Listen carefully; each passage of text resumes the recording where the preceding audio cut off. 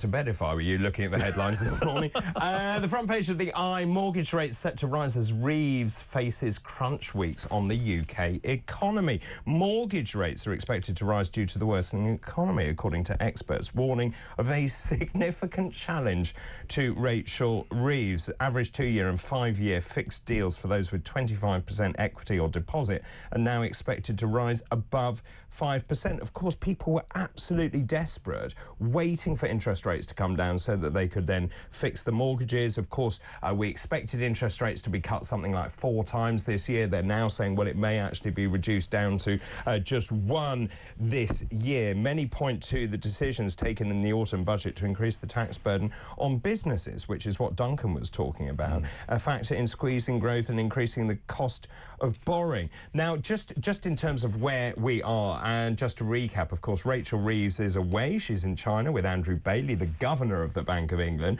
Also, Nikhil Rathi, who's the CEO of the FCA, the Financial Conduct Authority. So you've got 3 of the most senior financial people out of the country when the pound is in crisis. Well, that seems like a terrible idea to me. Britain's debt bill out of control.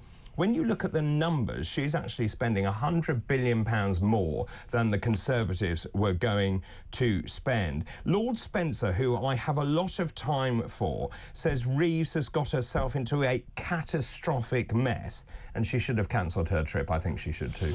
I think so.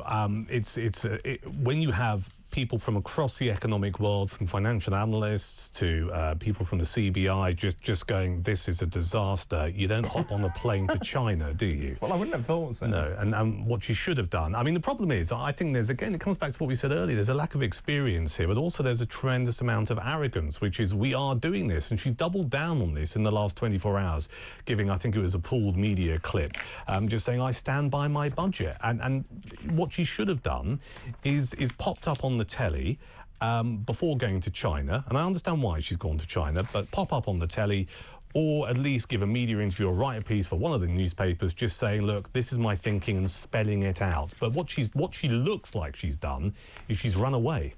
She does look like she's run away.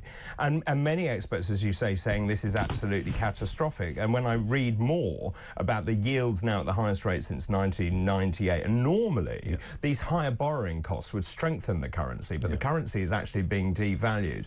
And that means that actually investors are losing faith in the pound generally, as you said right at the beginning, moving their money out of sterling and buying gold. They're doing that, and of course with the bond yields going up, it means it costs the government more to actually borrow money. They've put up, well, they say they haven't put up taxes on working people, but we can all make the arguments that they have in various ways. It means that tax money is not going into services, it is going to have to be used to be paying off the greater amount of borrowing debt. You know, in this country, the debt interest stands at over £100 billion a year. Yeah. Right? It's only going to get worse. So £1 in every 4 is being used to service debt. Exactly. That is just appalling. It's ridiculous, and it's only going to get worse. It is only going to get worse. And when you look at the figures generally, I just don't understand how she can sit on a plane to China thinking everything's all right. And of course, Darren Jones was wheeled out to the Commons. When I saw him address the Commons, it was such an air of superciliousness.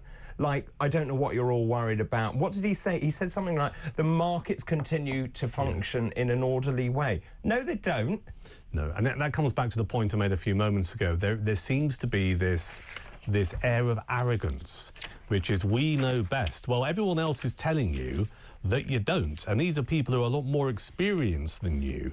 And you've got various lights flashing on the dashboard and people just going, are you going to do anything about this? No, we know best. And it's just like, it's not going to happen. Well, Boris Johnson has popped up and he said it's time that Rachel from Accounts went to see HR and got her P45. I did snort with laughter this morning. It makes you wonder, though. Let's just take this on a bit of a, what's the current word we always use? A journey. Let's take it on a journey. If Rachel Reeves were to be got rid of by Keir Starmer, and let's remember, Starmer is ruthless, right? He's absolutely ruthless. He will dump on people if it means to save his own skin. Who is there to replace her? There's no one. And what would they do? Certainly not Darren Jones. No. What would they do? Because the only thing I can see would be a sensible course of action. It comes back to what you and I were talking about earlier. They need to unpick some of the announcements made in the budget. They do. And it appears they're not remotely interested in doing that. No, and as you say, they keep wheeling out the same lines about fixing the foundations where you clearly weren't. You've given these massive pay rises to the public sector at the same time. You've clobbered everyone from the elderly to the farmers to people who send their kids to private school. I mean, it's been pretty ruthless. The only positive to come out of this, if you're someone who politically is right of centre, is that if you're a Conservative, if you're sitting in the shadow cabinet at the moment, all of this does you a massive favour because it's removed Labour's automatic default setting, which is, oh, it's all the Tories' fault.